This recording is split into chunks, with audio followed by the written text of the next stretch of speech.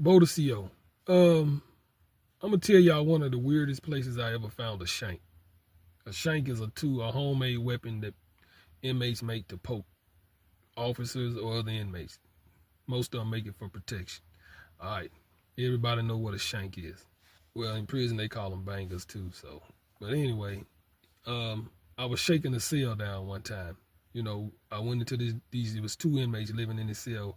I got both of them out, put them in the shower, locked them in the shower. I go back to shake their cell down, looking for contraband. You know, every cell house at this time where I was at, once a month, once every week, depending on your status, your cell has to be shaken down. It had to be, the paperwork had to be done and all this type of stuff. So I put them in there. I go in there. It's kind of routine, you know what I'm saying? Because you do it so much. You know, you go through the boxes, you go look under the mattress, you go through all the, all the hidden spots. But I looked on the wall, and you know how paint bubbles up a little bit? Now, I wasn't really expecting that. I really was just pushing on it just because it looked like it was a bubble. But when I pushed on it, it was hard. Then as I looked closer, it had a little slit. And I could see something. And I reached up there, and I pulled a whole long shank out of that bubble. It was in the wall. Inside that, the bubble was small, but behind the other part of the wall, it was all the way up in there.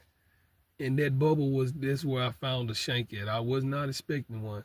So the way that goes, you find a shank. Whose shank is it? They both get a ticket.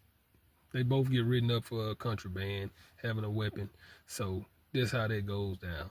Now, back in the days, allegedly word has it that some officers would find shanks and keep them.